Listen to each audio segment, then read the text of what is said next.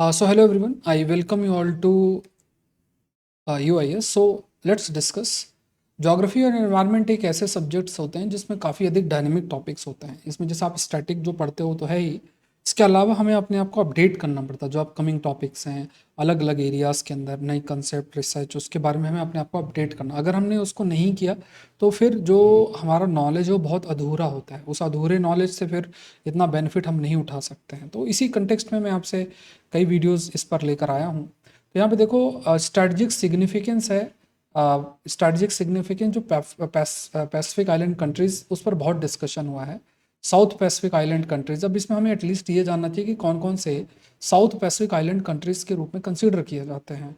तो इसमें आपको याद रखना है कि जो पैसिफिक आइलैंड में लगभग 14 कंट्रीज हैं, देश हैं। और इसमें ये ध्यान ध्यान रखना है कि जो ट्रॉपिकल एरियाज़ के अंदर आती है, मतलब ट्रॉपिक ऑफ कैंसर और कैप्रिकॉन का जो बीच का एरिया, वहाँ पे ये आपकी प्रेजेंट है। इसमें कई सारे जैसे Cook island, Fiji island, Kiribati, republic of Marshall ये है, फिर माइक्रोनेशिया है, नुआरू है, न्यू है, पलाऊ है, पपुआ न्यू गिनिया, समोया है, सोलमन आइलैंड है, टोंगा है, तुवालू है, वानुआतू है। और islands basically divided into physical and human geography. मतलब पहले तो ये देखना है, जैसे प्रश्न आपके लिए ऐसे बन सकता है कि इनमें से कौन सा पैसिफिक आइलैंड देश है, जिसमें एग्जांपल्स दिए हुए हैं।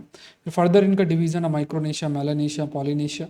फर्दर अगर देखा जाए तो ये जो रीजन्स हैं, इनके काफ़ी सारे मतलब न्यूज़ में भी है और काफ़ी इंपॉर्टेंस भी इंक्रीज़ हो रहा है। जिस तरीके से चाइना का प्रेजेंस इस रीजन के अंदर बढ़ता जा रहा है, तो वो एक फैक्ट की वजह से ये रीजन के बारे में हमें पता होना चाहिए। नेक्स्ट देखते हैं एजियन सी। एजियन सी बहुत न्यूज़ में, जैसे ये एजियन सी है और ये देश है जिसे हम ग्रीस बोलते हैं। ये ग्रीस है और ये टर्की है।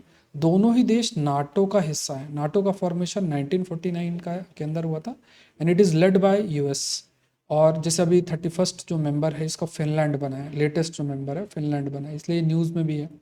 और ये भी आपको याद रखना है कि ये जो रीजन है, यहाँ पे जुरिडिक्शनल इशू पे टर्की को टेंशन रहती है। टर्की और ग्रीस के बीच टेंशन चलती रहती है। जैसे ग्रीस है, ग्रीस यहाँ पे कुछ एक्सरसाइज कर रहा था, मिलिट्री एक्सरसाइज, इसमें फ्रांस भी कई बार इन्वॉल्व हो जाता है।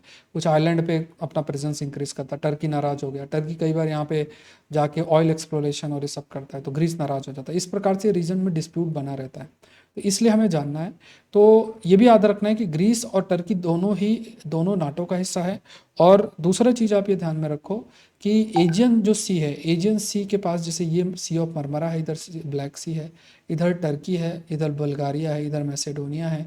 तो ये मतलब अलग अलग देश है, कौन सराउंडिंग करते हैं, थोड़ा सा ये कंटेक्स्ट हमें पता होना चाहिए, जिसमें प्रश्न आपके लिए फ्रेम हो जाता है। और इस रीजन के अंदर क्यों ये रीजन डिस्प्यूट में है, तो रीजन बेसिकली रिसोर्स और जुरिडिक्शन की वजह से है, ये न्यूज़ में है।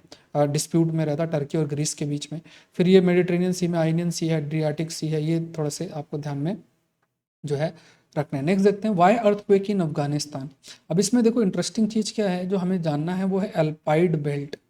ये कंसेप्ट जानना है, एल्पाइड बेल्ट। एल्पाइड बेल्ट क्या, तो जैसे मान लो अगर हम सिस्मिसिटी की बात करें कि अर्थक्वेक सबसे ज़्यादा कहाँ है, तो सबसे ज़्यादा तो आपको Pacific Pacific ring of fire का रीजन है। पैसिफिक रिंग ऑफ फायर का रीजन है। पैसिफिक जो रिंग ऑफ फायर का रीजन है, यहाँ पे आपका जैसे सपोज करो कि आपका पैसिफिक बेल्ट, पैसिफिक प्लेट्स हैं और आपका यूरेशियन प्लेट्स है, दोनों में टकराव होता है और बहुत अधिक यहाँ पे सिस्मिसिटी अर्थक्वेक की चांसेस रहते हैं। वॉल्केनिक इरप्शन देखने को मिलता है, जैसे इंडोनेशिया में वॉल्केनिक इरप्शन काफ़ी होता है। ये सारी तो यहाँ पे उसके बाद सेकंड सबसे ज़्यादा अल्पाइड बेल्ट के अंदर है। तो ये जो रीजन है आपका अफगानिस्तान हिंदू कुश का जो रीजन है, क्योंकि अफगानिस्तान भी आपका हिंदू कुश रीजन में लोकेटेड है, तो ये क्या है, ये अल्पाइड बेल्ट का हिस्सा है, ये आपको ध्यान में रखना है। अब देखो कहाँ कितने आए, कितने अफेक्ट हुए, ये हमें नहीं, बट हमें ये जानना है कि अल्पाइड बेल्ट के बारे में आगे देखेंगे। तो अफगानिस्तान अर्थक्वेक प्रोन जोन में है क्योंकि हिंदू कुश लोकेटेड है, जो कि अल्पाइड बेल्ट का हिस्सा है। अब क्वेक के लिए रिस्पॉन्सिबल क्या है, क्वेक के लिए रिस्पॉन्सिबल पहले तो अब ये अल्पाइड बेल्ट क्या है रिस्पॉन्सिबल। अल्पाइड बेल्ट 15,000 किलोमीटर की है, जिसमें यूरेशियन हिमालय से लेकर अटलांटिक ओशन तक है। बहुत सारे माउंटेन रेंजेस है, Alps, Atlas mountain, Caucasus mountain, ये सब आपके अल्पाइड बेल्ट के अंदर आता है। All these are part of Alpide belt. ये आपको ध्यान में रखना है, दिस इज ऑल्सो इम्पोर्टेंट कि ये Alps, Atlas mountains, Caucasus mountains, all these are part of Alpide belt. Alpide belt के रूप में हम इसे कंसीडर करते हैं।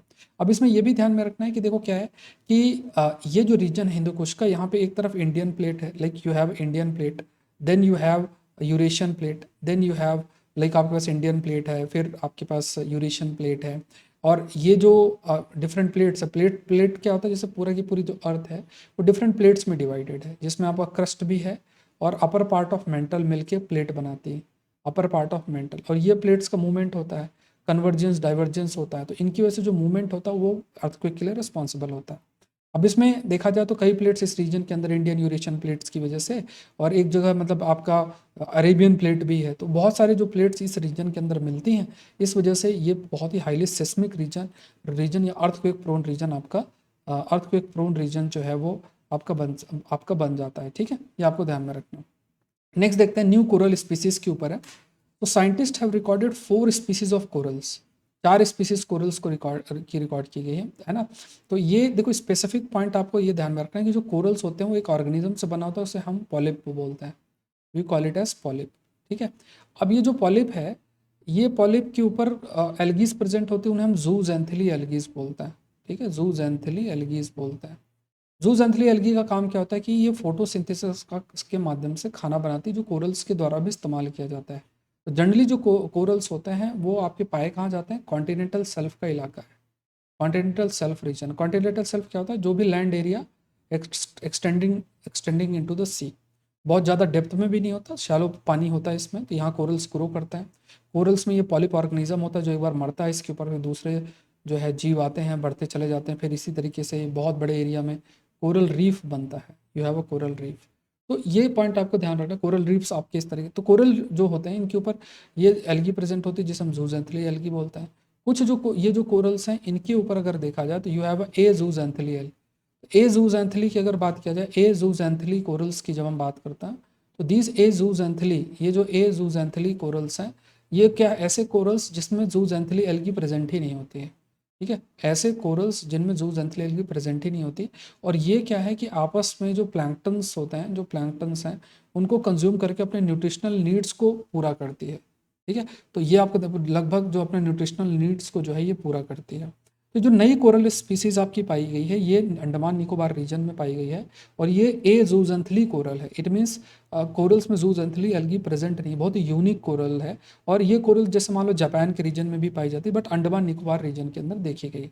अब इसके 4 आपके जैसे आपके ये कोरल के ग्रुप हैं, एक जैसे ट्रैंकोटो फ्लैबिलम क्रैसम, फिर आपका टी इनक्रोसेटम, यहाँ टी का मतलब ट्रैंकोटो फ्लैबिलम करके है, फिर टी एक्युलेटम, फिर आपका टी इरुगुलराई, फिर ये सब आपकी इस फैमिली के अंदर आते हैं। जो जापान में पाई जाती है वो आपकी देखने को ये कोरल मिली है। तो ये जो नई कोरल की स्पीसीज है, इस पर प्रश्न आपके लिए बन सकता है कि ए जूजेंथली एल्गी क्या होती है। नेक्स्ट देखते हैं, सिवेरोडोनाट्स करके ये रीजन है। देखो कोई भी रीजन किसी वजह से न्यूज़ में होता है तो हमें पता होना चाहिए, मैपिंग में बहुत अधिक प्रश्न आता है। जैसे मारियोपोल है, आपका लुहांस्क है, डोनेट्स्क है, ज़ैपोरिज़्ज़ा है, नेप्रो है, खार्किव है, कीव है, ठीक है, ओडेसा है, माइकोलैव कर, ये सब रीजन्स न्यूज़ में हैं युद्ध की वजह से, तो हमें जानना चाहिए। कई बार मैच द फॉलोइंग और इस सबसे प्रश्न आता है, यही ये रीजन भी यहीं पे लोकेटेड है ना, ये रीजन्स भी आपका यहीं से लोकेटेड, इसलिए ये ध्यान में रखना है।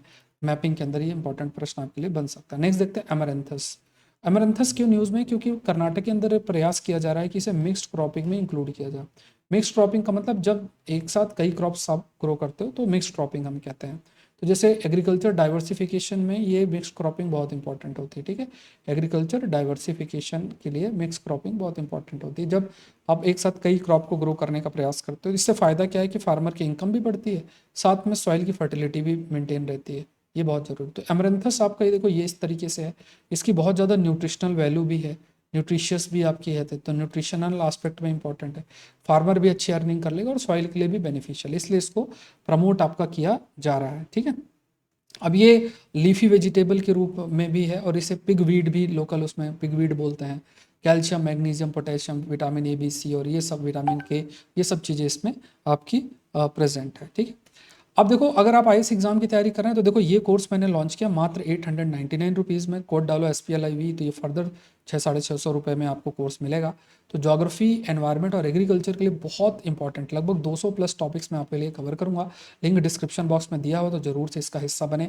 लाइव क्लास होती है, मिस नहीं करना है। एक क्लास हो चुकी है, दूसरी क्लास आने वाली है, तो मतलब कल दूसरी क्लास होगी। तो बहुत अल्टीमेट ये आपके लिए कोर्स, आपको समझ में आएगा कि जो आप स्टैटिक पढ़ते हो उससे भी कितने एडवांस टॉपिक्स आपको कवर करना पड़ता है, तभी आपका जो knowledge, complete knowledge geography, environment, agriculture के लिए आपका होगा, क्योंकि बहुत डायनेमिक चीज़ें होती हैं। नीचे जाओ, करो, लिंक करो, डिस्क्रिप्शन बॉक्स में क्लिक करके, लिंक दिया हो उसमें क्लिक करके कोड डाल दो SPLIV और ज्वाइन कर सकते हैं आप। प्राइस बहुत ही कम है ना, तो लगभग 200 प्लस टॉपिक्स आपके कवर होंगे। फिर देखो अनलॉक करके एक है, 20% का ऑफ है इसमें। अगर आप 1 साल का सब्सक्रिप्शन अनअकैडमी में लेते हैं, अनअकैडमी की वेबसाइट पे जाओ, फिर आप UPSC CSC सेलेक्ट करो, कोड डाल दो SPLIV, प्लस का सब्सक्रिप्शन आपको लेना है। तो जब आप जुड़ते हो प्लस के लिए, तो आप सारे एजुकेटर के सारे कोर्सेस एक्सेस करोगे, पॉलिटी, हिस्ट्री, ज्योग्राफी, और अभी बैच कोर्सेज भी आ रहे हैं, आरंभ बैच आ रहा है। तो ये जैसे 13 तारीख से 20 तारीख से हिंदी में है ना, उसके बाद इंग्लिश, और इंग्लिश लॉन्चिंग ऑन 13 अप्रैल ये आपका हो रहा है। तो ये सब जो बैचेस हैं, इन बैचेस का आप हिस्सा बन सकते हैं। ये सारे कोर्सेज का जो आप हिस्सा जो है वो बन सकते हैं, तो ये बहुत आपके लिए इंपॉर्टेंट बन जाता है। ज़रूर से आप हिस्सा बने और अपनी प्रिपरेशन करें। अनअकैडमी के साथ एक कोड यूज़ करना है, दैट इज़ SPLIV। तो ये आज के लिए इतना ही। आई होप ये सेशन आपके लिए हेल्पफुल रहा होगा। Thank you everyone, thank you. UIS channel को जरूर से सब्सक्राइब करें।